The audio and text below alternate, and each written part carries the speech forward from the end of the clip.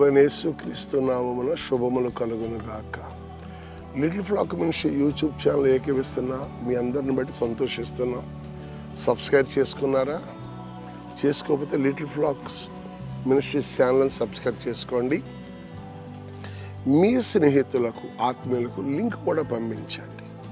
అలా చేయటం వల్ల దేవుని సువార్తను మనం ప్రకటించేవారుగా అవుతాం.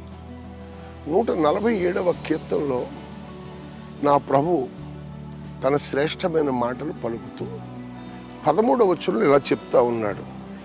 నీ మధ్యన నీ పిల్లలను ఆశీర్వదిస్తున్నాను, నీ సరిహద్దులో సమాధానము కలుగు చేసేదను ఆయనే, మంచి గోధుమలతో నిన్ను తృప్తిపరచువాడు ఆయనే.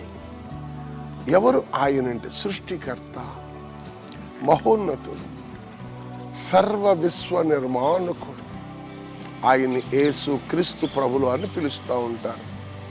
అలా నూరారా పిలుస్తూ, ప్రభువా మా మధ్యన మీరుండండి, మా కుటుంబంలో మీరుండండి, మీరుంటే మాకు అన్నీ ఉన్నట్టే. ఎందుకంటే రాజుగారి ఇంట్లో సమృద్ధే కదా.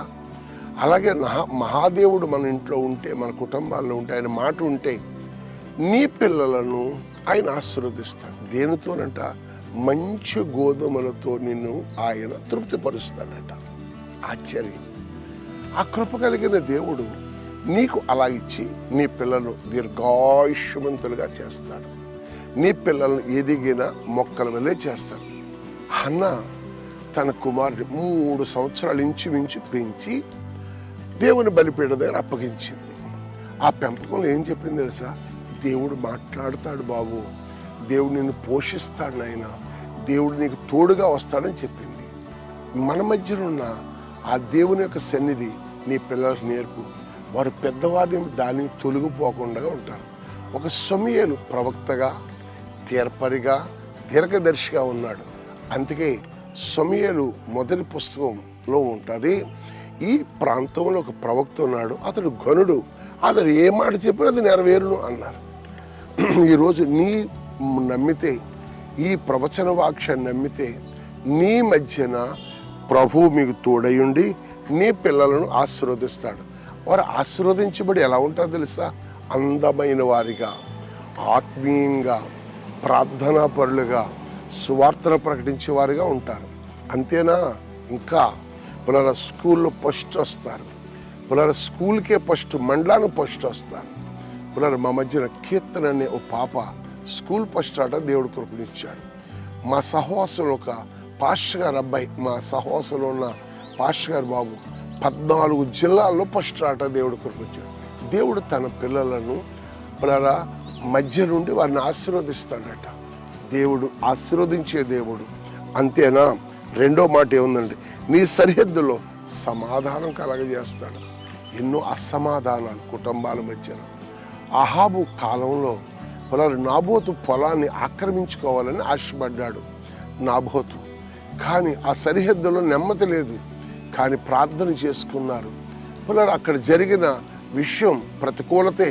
కానీ ఏలియా కాలం వచ్చేటప్పటికి నాబోతు పొలాన్ని ఆక్రమించుకున్న అక్కడ రాజు ఏమైపోయాడు? యెజ్బెల్ ఏమైపోయింది? జాగ్రత్త, దేవుడు నీ పక్షాన్ని ఉన్నాడు కాబట్టి, నీ మధ్యన ఉన్నాడు కాబట్టి నిన్ను ఆశీర్వదిస్తాడు. నీ సరిహద్దుల్లో ఆయన సమాధానమును కలగజేస్తాడు. అంతేనా? నీకు ఎలాంటి ఆహారం? మంచి గోధుమలతో నిన్ను తృప్తిపరుస్తాడు. దేవుడిచ్చే ఆహారాన్ని తిని సంతోషించండి. ఈనాడు ప్రజలు ఏవేవో ఆహారాలు తింటా ఉన్నారు. నా ప్రియమైన వారు, ఆహారం దాని కొరకు కానీ దాని కొరకు ఏకల రూపం చెల్లిస్తారని ప్రవక్త ఇలా గుట్టకాలు నవిలి చచ్చిపోతున్నారు ప్రజలు. క్యాన్సర్. మంచి ఆహారం ప్రభు సన్నిధి, జీవాహారం. రండి, మొదటి బుధవారం బలిపీఠ దగ్గర కలవండి. లేదా మీకు సమీపంలో ఉన్న ఆదివారం దేవుని మందిరానికి వెళ్ళండి, బలపరచబడండి. ఏ మందిరానికి వెళ్ళకపోతే ఇదిగో గంగవరంలో దీవెన క్యాంపస్లో చిన్న మంద సత్య సువార్త ఒక శ్రేష్టమైన పరిచర్య ఉంది. కలిసి పనిచేద్దాం. మన మధ్యన మన ప్రభు ఉండి మనకు సమాధానమును, ఆశీర్వాదమును, మంచి గోధుమల తృప్తినిస్తాడు. నీ పిండి పిసుకు తొట్టిని దేవుడు ఆశీర్వదిస్తాడు. నీ పిల్లలకు జ్ఞానంతో నింపుతాడు. నువ్వు వెళ్తున్న ఆలోచనలన్నీ సఫలం చేస్తాడు. అడవిలో సింహ పిల్లలు లేమి కలిగి ఆకలి గురినను నన్ను ఆశ్రయించిన వారికి ఏ మేలు కొదువై ఉండదు.